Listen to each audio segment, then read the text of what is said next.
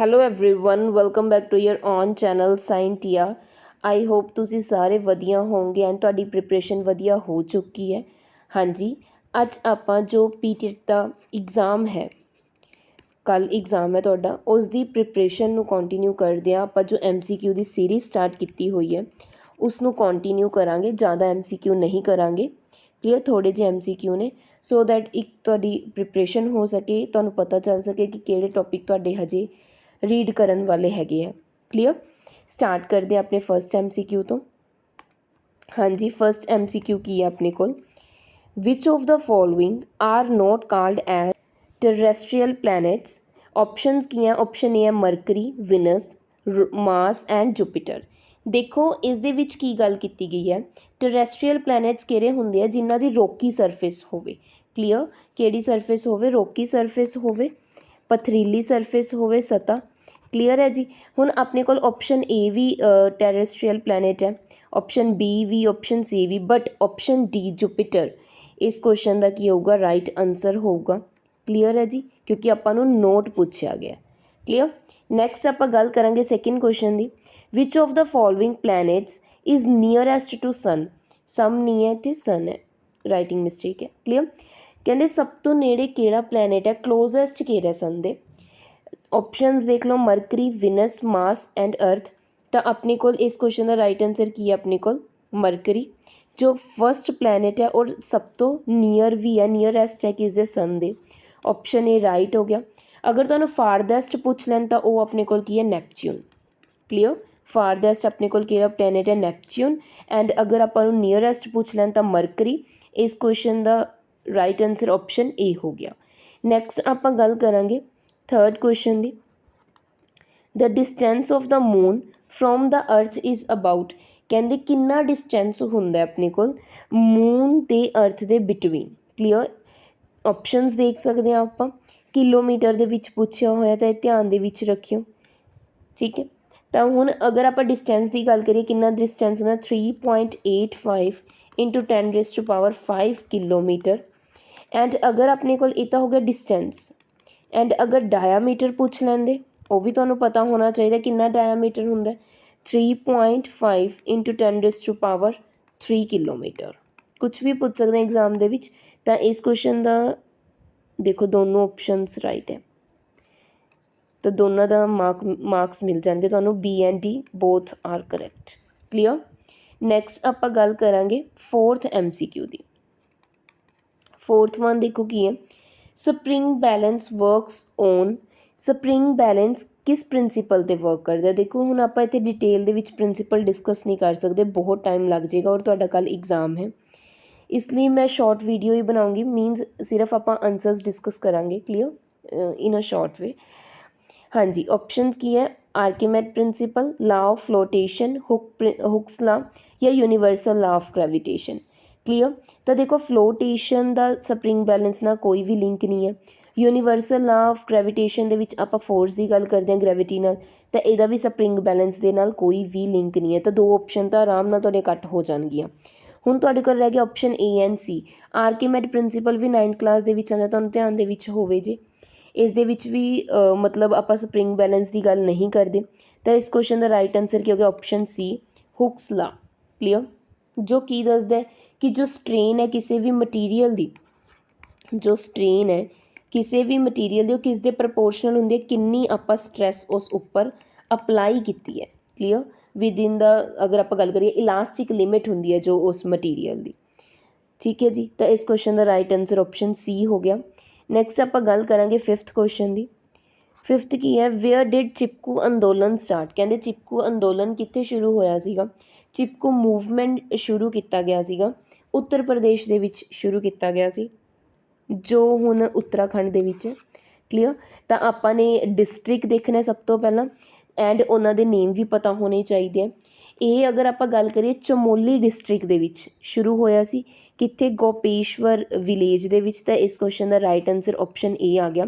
ਬਾਕੀ ਦੋ ਦੇ ਤਾਂ ਡਿਸਟ੍ਰਿਕਟ ਹੀ ਅਲੱਗ ਹੈ, ਨਨ ਆਫ ਦੀਜ਼ ਹੋਣਾ ਨਹੀਂ ਸੀ। ਤਾਂ ਇਸ ਕੁਐਸਚਨ ਦਾ ਕੀ ਆ ਆਪਣੇ ਕੋਲ? ਚਮੋਲੀ ਡਿਸਟ੍ਰਿਕਟ ਹੈ, ਉਸ ਦੇ ਵਿੱਚ ਹੋਇਆ ਸੀ ਇਹ। ਕਲੀਅਰ, ਨੈਕਸਟ ਆਪਾਂ ਗੱਲ ਕਰਾਂਗੇ 6th question the. Silent valley is located ਇਨ, ਕਹਿੰਦੇ ਸਾਇਲੈਂਟ ਵੈਲੀ ਕਿੱਥੇ ਲੋਕੇਟਡ ਹੈ। ਹਾਂਜੀ, ਜੋ ਸਾਇਲੈਂਟ ਵੈਲੀ ਹੈ ਇਹ ਆਪਣੇ ਕੋਲ ਇੱਕ ਨੈਸ਼ਨਲ ਪਾਰਕ ਹੈ, ਨੈਸ਼ਨਲ ਪਾਰਕ ਹੈ।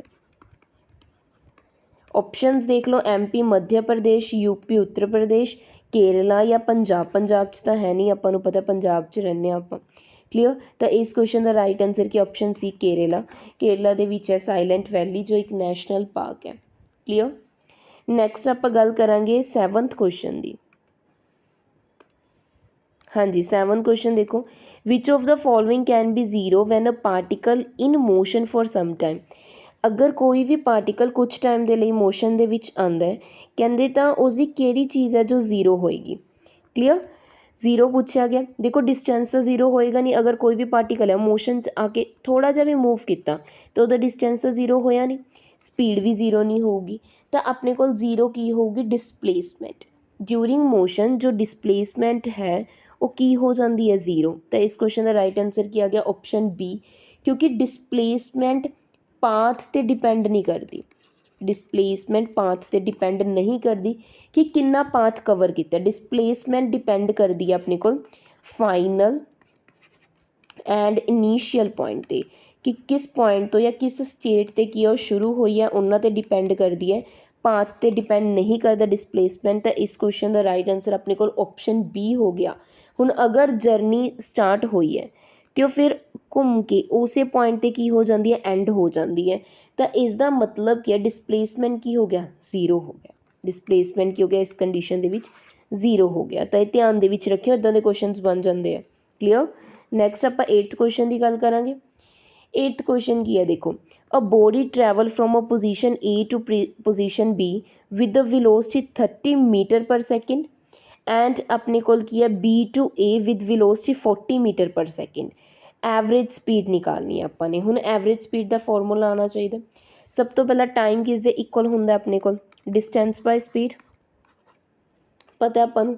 ਡਿਸਟੈਂਸ ਆਪਾਂ ਲੈਟ ਕਰ ਲੈਂਦੇ ਹਾਂ, ਐਕਸ ਹੈ ਆਪਣੇ ਕੋਲ, ਗਿਵਨ ਨਹੀਂ ਹੈ। ਸਪੀਡ ਆਪਾਂ ਨੂੰ ਗਿਵਨ ਹੈ ਕਿੰਨੀ, 30, ਟਾਈਮ T1 ਲੈ ਲਓ। ਕਲੀਅਰ, ਆਪਣੇ ਕੋਲ ਸਪੀਡ ਕਿੰਨੀ ਗਿਵਨ ਹੈ, 30, ਤਾਂ ਪੁੱਟ ਕਰ ਦਿੰਦੇ ਆਪਣੇ ਕੋਲ x/30 ਬਣ ਗਿਆ। ਕਲੀਅਰ ਹੈ ਜੀ। ਨੈਕਸਟ ਅਗਰ ਆਪਾਂ ਗੱਲ ਕਰੀਏ ਆਪਣੇ ਕੋਲ T2 ਦੀ, ਅਗਰ ਮੈਂ ਗੱਲ ਕਰਾਂ ਉਹ ਕਿੰਨਾ ਡਿਸਟੈਂਸ x ਹੀ ਲੈ ਲਓ, ਕਿਉਂਕਿ x ਦਾ ਡਿਸਟੈਂਸ ਤਾਂ ਸੇਮ ਹੈ। ਇਸ ਤੋਂ ਇਲਾਵਾ ਸਪੀਡ ਕਿੰਨੀ ਆਪਣੇ ਕੋਲ 40। ਇਹ ਦੋ ਕੰਡੀਸ਼ਨਸ ਹੋ ਗਈਆਂ ਆਪਾਂ ਨੂੰ ਜੋ ਗਿਵਨ ਹੈ, ਹਜੇ ਸਿਰਫ ਉਸ ਦੀ ਗੱਲ ਕੀਤੀ ਹੈ ਜੋ ਗਿਵਨ ਹੈ। ਹੁਣ ਟੋਟਲ ਡਿਸਟੈਂਸ ਦੀ ਅਗਰ ਮੈਂ ਗੱਲ ਕਰਾਂ, x ਪਲੱਸ x ਕਿੰਨਾ ਕਵਰ ਹੋ ਰਿਹਾ, 2x ਕਵਰ ਹੋ ਰਿਹਾ। ਐਵਰੇਜ ਵੈਲੋਸਿਟੀ ਕਿਵੇਂ ਨਿਕਾਲਦੇ ਆਪਾਂ, ਕਿਸ ਤਰੀਕੇ ਨਾਲ ਹੋਊਗੀ, ਜੋ ਆਪਣੇ ਕੋਲ ਟੋਟਲ ਡਿਸਟੈਂਸ TD ਪਾ ਦਿੰਦੇ ਹਾਂ, ਐਂਡ ਅਗਰ ਆਪਾਂ ਗੱਲ ਕਰੀਏ ਟੋਟਲ ਸਪੀਡ, ਕਲੀਅਰ, ਸੌਰੀ ਹਾਂਜੀ ਟੋਟਲ ਟਾਈਮ, ਟੋਟਲ ਡਿਸਟੈਂਸ ਬਾਈ ਟੋਟਲ ਟਾਈਮ ਹੁੰਦਾ ਹੈ। ਵੇਟ, ਡਿਸਟੈਂਸ ਆਪਣੇ ਕੋਲ ਕਿੰਨਾ 2x ਐਂਡ ਟੋਟਲ ਟਾਈਮ ਕਿੰਨਾ ਆਪਣੇ ਕੋਲ x/30 ਪਲੱਸ x/40। ਹੁਣ ਇਸ ਨੂੰ ਤੁਸੀਂ ਕੀ ਈਜ਼ਲੀ ਕੀ ਕਰ ਸਕਦੇ ਹੋ, ਸੋਲਵ ਕਰ ਸਕਦੇ ਹੋ। LCM ਲੈ ਕੇ ਸੋਲਵ ਹੋ ਜਾਊਗਾ ਕਿ ਆਪਣੇ ਕੋਲ ਇਕੁਏਸ਼ਨ ਬਣ ਗਈ 2x x/30 ਪਲੱਸ x/ ਕੀ ਬਣ ਗਿਆ 40। ਇਸ ਨੂੰ ਤੁਸੀਂ LCM ਲੈ ਕੇ ਸੋਲਵ ਕਰ ਸਕਦੇ ਹੋ। ਕਲੀਅਰ, ਕਿਸ ਤਰੀਕੇ ਨਾਲ ਹੋਏਗਾ ਦੇਖੋ, x ਨੂੰ ਨਿਕਾਲ ਲਓ, ਕਾਮਨ ਨਿਕਾਲ ਲਓ, x ਕਾਮਨ ਨਿਕਲ ਗਿਆ, नीचे भी आप x निकाल लिया, की रह गया ऊपर 2, नीचे की बच गया 1/30 प्लस 1/40। क्लियर, इन्ना समझ आया। कैंसल हो गया अपने को। नीचे अगर मैं LCM लवां 30 ते 40 का कितना बन गया 120, ठीक है। फिर ऊपर की आ गया 40 प्लस 30, इनू चेंज कर लो, की बन जाएगा 2 × 120। नीचे की आ गया सी अपने को 30 प्लस 40, 240 70, 0 ਨਾਲ 0 कैंसिल होगी, पॉइंट जाऊगा इतना। आई थिंक ऑप्शंस चेक करिए, एक बार चेक कर लेने, नहीं ऑप्शंस पूरी हैं, वेट करो। हाँ जी दोबारा देख लेने एक बार आप 30 एंड 40 यस मीटर पर सेकेंड, वेट करो। 2x x/30 एक बार तुसी भी नाल चेक करी जाइयो, कई बार इदा ही हो जाती है कई मिसटेक। अगर सिंपल बेसिकली भी LCM ना भी लईए, अगर सिंपल मल्टीप्लाई भी करिए तो इसनू ਹੋਰ ਕਿਸ ਤਰੀਕੇ ਨਾਲ ਕਰ ਸਕਦੇ ਹਾਂ, 2 ਇੰਟੂ ਵੇਟ 2 ਇੰਟੂ 30 ਇੰਟੂ 40 ਆ ਜਾਏਗਾ, ਨੀਚੇ 40 + 30 ਹੋ ਜਾਏਗਾ। ਦੈਨ ਆਪਾਂ ਕੀ ਬਣ ਜਾਏਗਾ, 2 ਇੰਟੂ 30 ਇੰਟੂ 40 ਸੀਗਾ, ਫਿਰ 1200 ਹੋ ਗਿਆ, 2400 40 + 30 नीचे 7 एक मिनट 70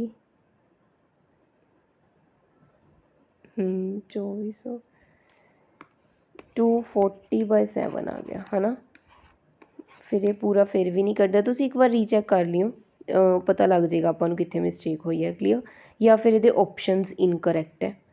ठीक है जी, इस फॉर्मूला बिल्कुल सही लगाया होया ਆਪਾਂ, ਤੁਸੀਂ ਰੀਚੈਕ ਕਰ ਲਿਓ। ਨੈਕਸਟ ਆਪਾਂ 9th ਕੁਐਸਚਨ ਦੀ ਗੱਲ ਕਰਦੇ ਹਾਂ। The organic substance obtained from dead plants and animal waste is, ਉਸਨੂੰ ਕੀ ਕਿਹਾ ਜਾਂਦਾ ਹੈ। ਆਪਸ਼ਨ ਏ ਹੈ manure, fertiliser, irrigation and agriculture. ਤਾਂ ਇਸ ਕੁਐਸਚਨ ਦਾ ਰਾਈਟ ਆਨਸਰ ਕੀ ਹੈ, ਮੈਨਿਊਰ। ਮੈਨਿਊਰ ਖਾਦ ਨੂੰ ਬੋਲਦੇ ਆ ਜੋ ਆਪਾਂ ਡੈਡ ਪਲਾਂਟਸ ਜਾਂ ਐਨੀਮਲ ਵੇਸਟ ਤੋਂ ਤਿਆਰ ਕਰਦੇ ਹਾਂ। ਤਾਂ ਇਸ ਦਾ ਰਾਈਟ ਆਨਸਰ ਆਪਸ਼ਨ ਏ ਹੋ ਗਿਆ। ਕਲੀਅਰ। ਨੈਕਸਟ ਆਪਾਂ ਗੱਲ ਕਰਾਂਗੇ 10th ਕੁਐਸਚਨ ਦੀ। Which one of the following is not a rabi crop. ਕਹਿੰਦੇ ਇਹਨਾਂ ਦੇ ਵਿੱਚੋਂ ਰਬੀ ਕਰੋਪ ਕਿਹੜੀ ਨਹੀਂ ਹੈ। ਆਪਸ਼ਨ ਏ ਹੈ ਰਾਈਸ, ਆਪਸ਼ਨ ਬੀ ਹੈ ਵੀਟ, ਆਪਸ਼ਨ ਸੀ ਹੈ ਮਸਟਰਡ, ਆਪਸ਼ਨ ਡੀ ਹੈ ਬਾਰਲੇ। ਦੇਖੋ ਜੋ ਵੀਟ ਹੈ ਇਹ ਰਬੀ ਕਰੋਪ ਹੈ, ਰਾਈਸ ਵੀ ਰਬੀ ਕਰੋਪ ਹੈ, ਆਪਾਂ ਨੂੰ ਪਤਾ ਹੈ। ਸੌਰੀ ਨਹੀਂ, ਰਾਈਸ ਖਰੀਫ ਕਰੋਪ ਹੈ। ਤਾਂ ਇਸ ਕੁਐਸਚਨ ਦਾ ਨੋਟ ਪੁੱਛਿਆ, ਤਾਂ ਇਸ ਕੁਐਸਚਨ ਦਾ ਰਾਈਟ ਆਨਸਰ ਆਪਸ਼ਨ ਏ ਆ ਗਿਆ। ਕਲੀਅਰ। ਨੈਕਸਟ ਆਪਾਂ ਗੱਲ ਕਰਾਂਗੇ 11th ਕੁਐਸਚਨ ਦੀ। Which one of the following is not a kharif crop. ਹੁਣ ਪੁੱਛਿਆ ਖਰੀਫ ਕਰੋਪ ਨਹੀਂ ਹੈ, ਮਤਲਬ ਰਬੀ ਕਰੋਪ ਕਿਹੜੀ ਇਹਨਾਂ ਦੇ ਵਿੱਚੋਂ ਕੀ ਹੈ, ਰਬੀ ਕਰੋਪ ਹੈ। ਤਾਂ ਆਪਸ਼ਨ ਪੈਡੀ, ਇਹ ਤਾਂ ਗਲਤ ਹੋ ਗਿਆ। ਠੀਕ ਹੈ। ਗਰਾਊਂਡਨਟ ਵੀ ਗਲਤ ਹੋ ਗਿਆ, ਸੋਇਆਬੀਨ ਵੀ ਗਲਤ। ਇਸ ਕੁਐਸਚਨ ਦਾ ਰਾਈਟ ਆਨਸਰ ਕੀ ਹੈਗਾ, ਪੀ ਮਟਰ। ਪੀਜ਼ ਕੀ ਹੁੰਦੇ ਨੇ, ਰਬੀ ਕਰੋਪ ਹੈ। ਤਾਂ ਇਸ ਦਾ ਰਾਈਟ ਆਨਸਰ ਕੀ ਹੈਗਾ, ਆਪਸ਼ਨ ਬੀ ਆ ਗਿਆ।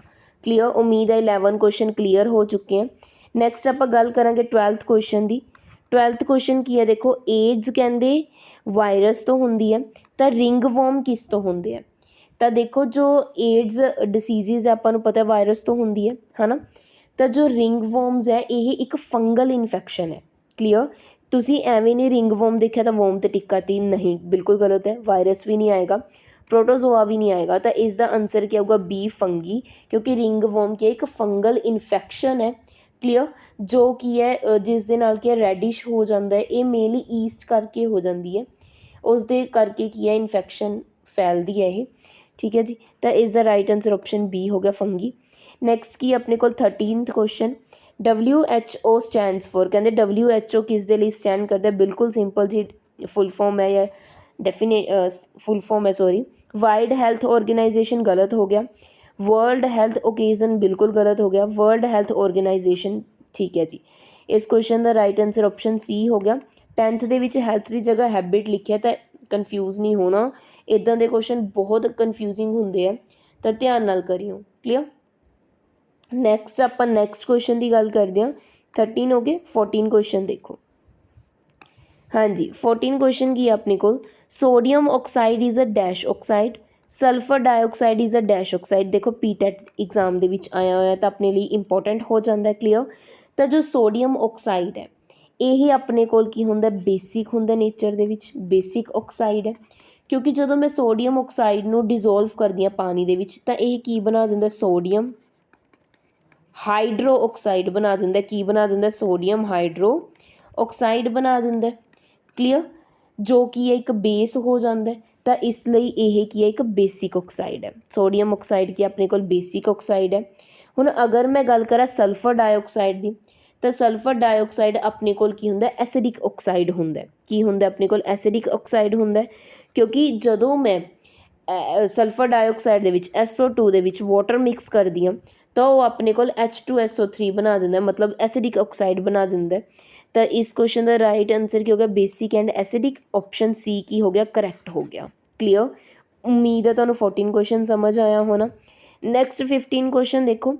ਡਿਜ਼ੋਲਵਡ gas present in acid rain is. ਕਹਿੰਦੇ ਐਸਿਡ ਰੇਨ ਵਿੱਚ ਕਿਹੜੀ ਗੈਸ ਡਿਜ਼ੋਲਵ ਹੁੰਦੀ ਹੈ, ਇਹ ਵੀ ਪੀਟੈਟ ਦੇ ਵਿੱਚ ਆਇਆ ਹੋਇਆ।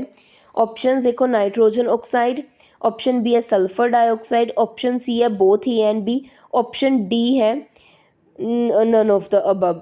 ਤਾਂ ਅਗਰ ਮੈਂ ਇਹਨਾਂ ਦੀ ਗੱਲ ਕਰਾਂ, nitrogen oxide, sulphur dioxide, both A and B. ਤਾਂ ਇਸ ਕੁਐਸਚਨ ਦਾ ਰਾਈਟ ਆਂਸਰ ਆਪਸ਼ਨ ਸੀ ਹੋ ਜਾਊਗਾ, ਬੋਥ ਏ ਐਂਡ ਬੀ, ਕਿਉਂਕਿ ਨਾਈਟ੍ਰੋਜਨ ਆਕਸਾਈਡ ਤੋਂ ਹੀ ਆਪਣੇ ਕੋਲ ਐਸਿਡ ਬਣਦਾ ਅਤੇ ਸਲਫਰ ਡਾਈਆਕਸਾਈਡ ਵੀ ਐਸਿਡ ਬਣਾ ਦਿੰਦੇ ਨੇ, ਜਿਹਦੇ ਨਾਲ ਐਸਿਡਿਕ ਰੇਨ ਹੋ ਜਾਂਦੀ ਹੈ। ਤਾਂ ਇਸ ਦਾ ਆਪਸ਼ਨ ਸੀ ਕੀ ਹੋ ਗਿਆ, ਰਾਈਟ ਹੋ ਗਿਆ। ਨੈਕਸਟ ਕੀ ਹੈ 16th ਕੁਐਸਚਨ ਜੋ ਪੀਟੈਟ ਐਗਜ਼ਾਮ ਦੇ ਵਿੱਚ ਆਇਆ ਹੋਇਆ, the nature of our blood is. ਆਪਣੇ ਬਲੱਡ ਦਾ ਨੇਚਰ ਕੀ ਹੈ? ਦੇਖੋ ਆਪਾਂ ਨੂੰ ਪਤਾ ਹੈ ਜੋ ਬਲੱਡ ਹੈ ਇੱਕ ਕੀ ਹੈ, ਫਲੂਇਡ ਹੈ, ਰੈੱਡ ਕਲਰ ਦਾ ਫਲੂਇਡ ਹੈ, ਜੋ ਕੀ ਹੈ ਪਲਾਜ਼ਮਾ ਤੋਂ ਬਣਦਾ, ਜਿਹਦੇ ਵਿੱਚ ਕਾਫੀ ਸਾਰੇ ਸੈੱਲਸ ਪ੍ਰੈਜ਼ੈਂਟ ਹੁੰਦੇ, ਜਿਵੇਂ white blood cell, red blood cell, platelets ਹੁੰਦੇ ਹੈ। ਰੈੱਡ ਕਲਰ ਕਿਉਂ ਹੁੰਦਾ? ਆਪਾਂ ਨੂੰ ਪਤਾ ਇਸ ਦੇ ਵਿੱਚ ਹੈਮੋਗਲੋਬਿਨ ਪ੍ਰੈਜ਼ੈਂਟ ਹੁੰਦੀ ਹੈ। ਤਾਂ ਹੁਣ ਨੇਚਰ ਪੁੱਛਿਆ ਗਿਆ ਬਲੱਡ ਦਾ, ਨਿਊਟਰਲ ਹੈ, ਹਾਈਲੀ ਅਲਕਲਾਈਨ ਹੈ, ਸਲਾਈਟਲੀ ਅਲਕਲਾਈਨ ਹੈ, ਜਾਂ ਸਲਾਈਟਲੀ ਐਸਿਡਿਕ ਹੈ। ਤਾਂ ਜੋ ਅਗਰ ਮੈਂ ਗੱਲ ਕਰਾਂ ਬਲੱਡ ਦੀ, ਤਾਂ ਬਲੱਡ ਕੀ ਹੈ, ਸਲਾਈਟਲੀ ਅਲਕਲਾਈਨ ਹੈ। ਤਾਂ ਇਸ ਕੁਐਸਚਨ ਦਾ ਰਾਈਟ ਆਂਸਰ ਆਪਸ਼ਨ ਸੀ ਹੋ ਗਿਆ। ਇਸ ਦੀ pH ਦੀ ਵੈਲਿਊ ਕਿੰਨੀ ਹੁੰਦੀ? 7.35 ਹੁੰਦੀ ਹੈ। ਧਿਆਨ 'ਚ ਰੱਖਿਓ, ਕਈ ਵਾਰ ਕੁਐਸਚਨ ਕੁਛ ਵੀ ਬਣ ਸਕਦਾ, ਇਸ ਲਈ ਮੈਂ ਥੋੜ੍ਹੀ ਜਿਹੀ ਡਿਟੇਲ ਕਰਵਾਈ ਹੈ। ਇਸ ਦੀ pH 7.35 ਹੁੰਦਾ, ਤਾਂ ਇਹ ਸਲਾਈਟਲੀ ਅਲਕਲਾਈਨ ਨੇਚਰ ਦਾ ਹੁੰਦਾ।